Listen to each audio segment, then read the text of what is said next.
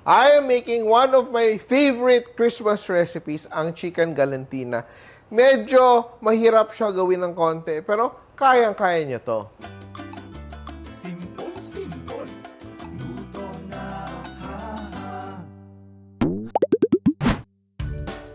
So, yung una nating gawin ay ating ihanda yung ating chicken. Yung madaling gawin talaga dito, punta ka dun sa suki mo sa palengke, sasabihin mo, pang chicken galantina. Pero ito siya, very simple na way of deboning. Kasi hindi natin siya iiwang buo. We are just going to roll it. I will just cut across the spine. Yan. Dapat sharp yung knife nyo, ha. And yung wing, ikakat ko yung wing tip, wings. And we will open also here. Tingnan mo, ha. Yung sa kanyang shoulder, I will just cut along the shoulder. And to open up and expose the bone. Yan, tingnan mo, ha. So, parang hinuhubara natin yung ang dressed chicken. We will undress, no? We will remove the flesh and the skin. Yan, look at that, no? After you're able to debone this, ito, magiging sobrang easy na to i-prepare. Look at that, no? Yan, my wings are already removed. And I will cut my chicken leg. I will start by... Yan. And again, just like the wing, hanapin mo yung joint and you cut. Para kang nagsa-surgery nito. Yan, just follow the joint. Look at that, no? Follow the joint to expose the bone. Look at that, no? The bone is out. Look at that. Cut. Oh, then, ito, expose the joint, cut. Yan. My wings and legs are opened up. Yan. And now, I will just follow the rib to expose the meat. No? Just follow the bone, ha? Just follow the carcass. Yan, no? And gagawin natin parang flat piece of paper yung ating chicken. Kabilang side naman. Labas yung rib natin, oh. Parang na-open up na libro. Oh, diba? Open na siya. Oh. Cartilage, cut the cartilage to release the breast. Be sure lang na hindi mo talaga masugatan yung skin or else you won't be able to wrap your chicken galantina beautifully. So, yan, oh. And the wishbone, we remove the wishbone. So, that's our base for our chicken galantina. Opposite side, it's all skin. And ito, inside, I will score the meat, no? Ayan, score the meat. May bones extra, tanggalin mo. Okay, look at that, no? So, yan siya. I scored the meat and I will just flatten it a little bit, no? You have cling film or just a little bit of wax paper. You just pound it to flatten the meat. So, ma-even din yung distribution mo ng meat later on when we roll. Yan. Yan. Oh, open ko, ha. Look at that. Medyo nag-flat na yung meat natin.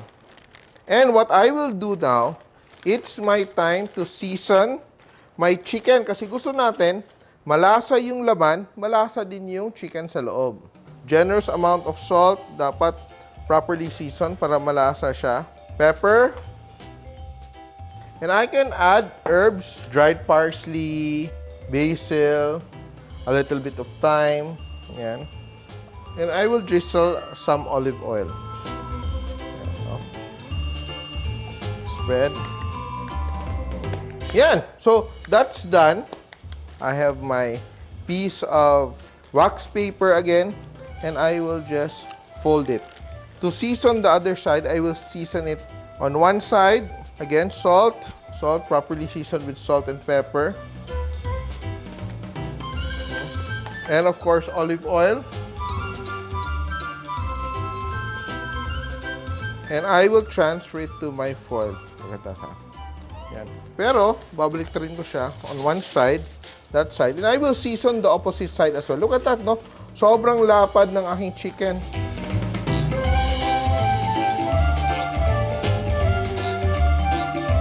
So, ready na siya for filling later, ha? Set aside natin. And we will do our filling. Pero hindi masasayang yung ating chicken bones because gagawin natin yung stock to make our gravy. Yan. Yan. Of course, gamit natin ang ating Camel gas range, 4-burner gas range.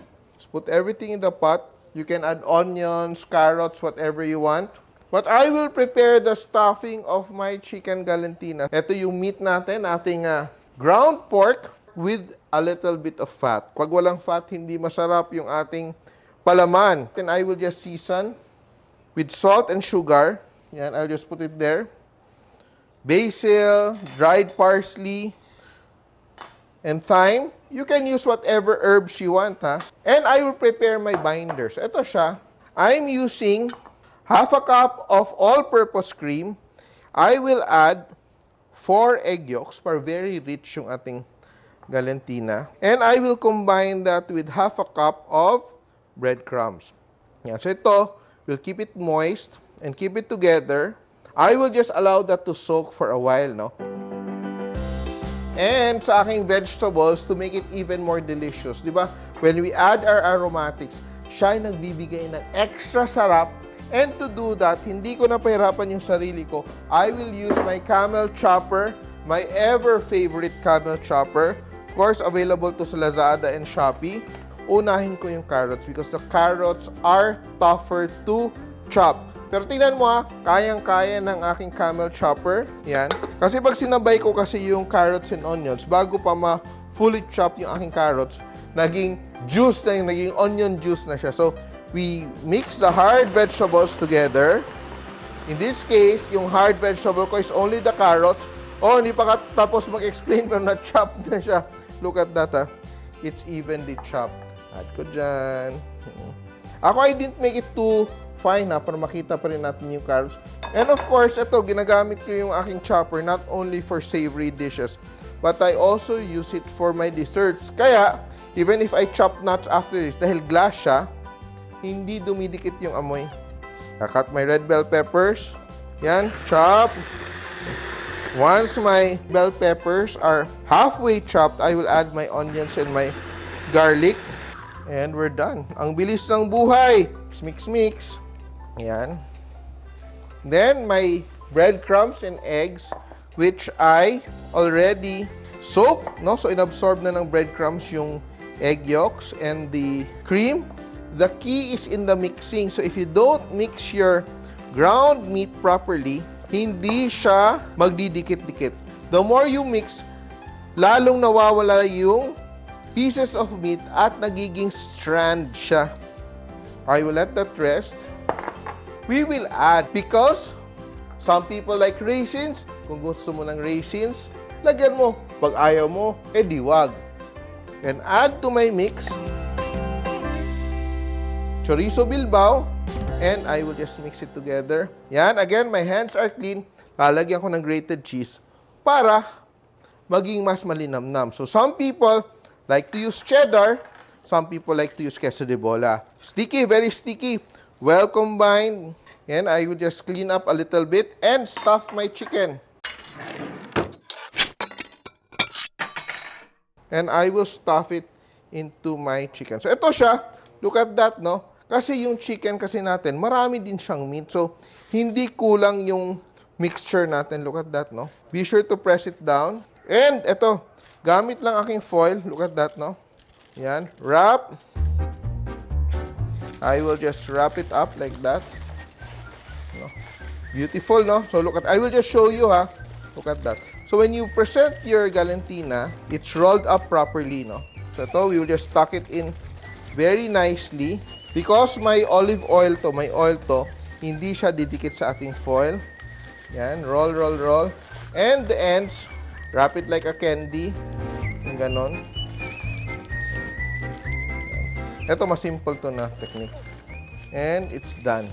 Oh, ready to bake na tayo. Look at that, no? What I will do here, I will just put it into my pan.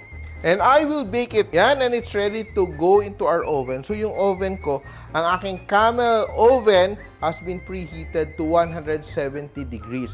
Hindi masyadong high yung ating temperature, para hindi mag-ooze out lahat ng ating juices, no? To keep the juices inside of the chicken, we will just cook it in medium heat. So I just put it inside. And later on, bubuksan natin yung ating foil to brown the top. Kasi alam mo mga Pinoy, we like things that are brown kasi mukha siyang mas malinamnam. Kaya let's wait for it to cook. And it's been 45 minutes since we put our chicken in the oven. Yung stock natin, sobrang malasa na yan. And I will remove my chicken from my Camel oven. And ang ganda ng oven, kahit nakatayo ako dito, hindi ko ramdam yung init kasi double wall siya. And I will open up my Galantina para mag-brown yung taas. Sana we have the top up here para sure tayo.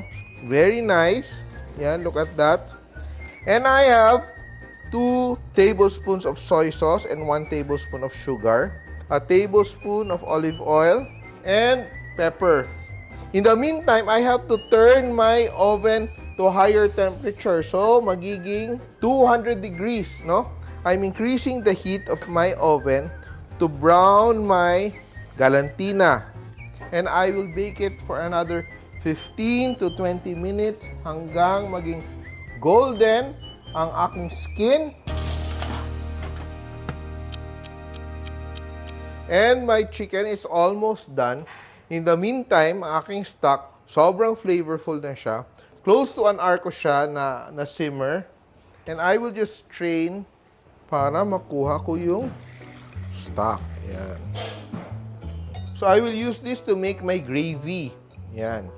Lalabas ko na yung aking chicken Galantina.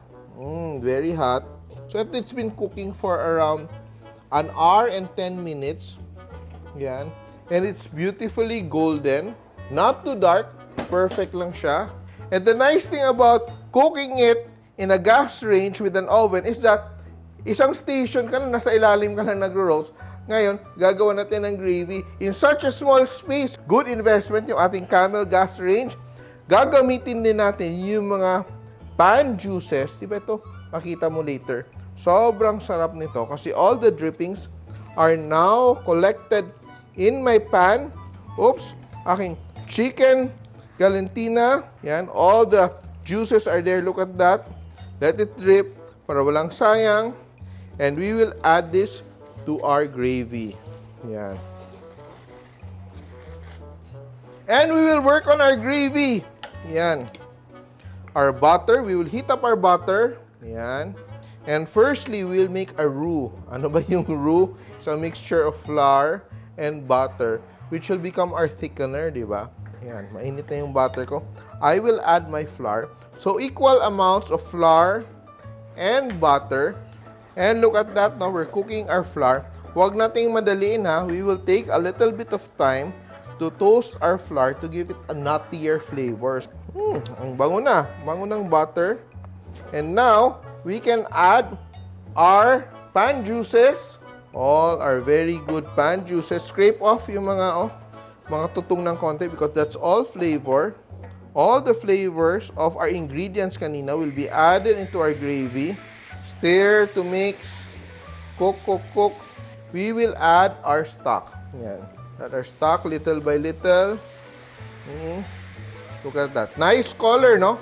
We can add all our stock and let it reduce, no? Ibig sabihin ng reduce, pinapa-evaporate natin yung excess liquid until we achieve the right consistency.